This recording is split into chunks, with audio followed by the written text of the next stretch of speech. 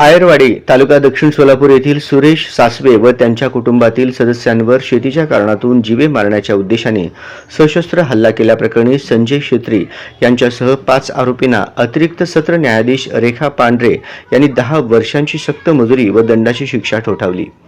फिर्यादी व जखमींना प्रत्येकी 10,000च्या भरपाईचेही आदेश त्यांनी दिले। खटल्यातील आरोपी व फिर्यादी सुरेश धर्मण्णा सासवे यांच्या कुटुंबातील सदस्यांमध्ये जमीन वहिवाटीवरून वाद सुरू होता। फिर्यादी सुरेश हे जबरदस्तीने शेत कसत असल्यावरून आरोपी चिडून होते। घटनेदिवशी 23 एप्रिल 2017 रोजी सायंकाळी फिर्यादी सुरेश हे आपली पत्नी, मुलगा, सून व नातू यांच्यासह घरासमोर बसले होते। त्यावेळी आरोपी रतनबाई सासवे व जगूबाई सासवे या दोघी फिर्यादीच्या घरासमोर आल्या। त्यांनी शिवीगाळ सुरू केली व पाठोपाठ संजय क्षेत्री, अभिमन्यू सासवे, शामराव सासवे हे त्या ठिकाणी तलवार काट्यांसह आले। त्यांनी सुरेश सासवे यांच्या कुटुंबावर हल्ला केला। फिर्यादी सुरेश यांच्या डोक्यात तलवारीने वार केला व पत्नी भांडण सोडवायला आल्यावर तिच्यावरही तलवारीने वार करून गंभीर जखमी केले। आरोपी रतनबाई व जगूबाई यांनी तुम्हाला ठार मारतो म्हणून डोळ्यात चटणी टाकून मारहाण केली। या सशस्त्र हल्ल्यात फिर्यादी सुरेश, त्यांची पत्नी इंदुबाई, गुंडूराज, उज्ज्वला व प्रियांका यांना गंभीर दुखापती झाल्या।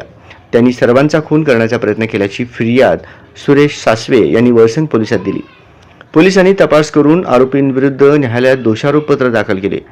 खटल्याची सुनावणी अतिरिक्त सत्र न्यायाधीश रेखा पांढरे यांच्या न्यायालयात झाली। यात सरकारतर्फे 9 साक्षीदार तपासण्यात आले। या गुन्ह्यात फिर्यादी, सर्व जखमी व वैद्यकीय अधिकाऱ्यांची साक्ष महत्त्वाची ठरली।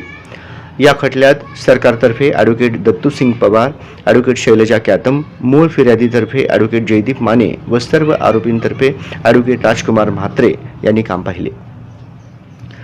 या गुन्ह्यातील तपास अधिकारी सहाय्यक पोलीस निरीक्षक इंद्रजित सोनकांबळे यांच्यावर न्यायाधीशांनी ताशेरे ओढले।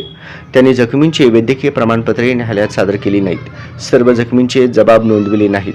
गंभीर गुन्ह्याच्या तपासात त्रुटी ठेवल्याबद्दल तत्कालीन सहाय्यक पोलीस निरीक्षक श्री सोनकांबळे यांची चौकशी पोलीस अधीक्षकांनी करावी असेही आदेश न्यायालयाने दिल्याचे सरकारी वकील दत्तूसिंग पवार यांनी सांगितले।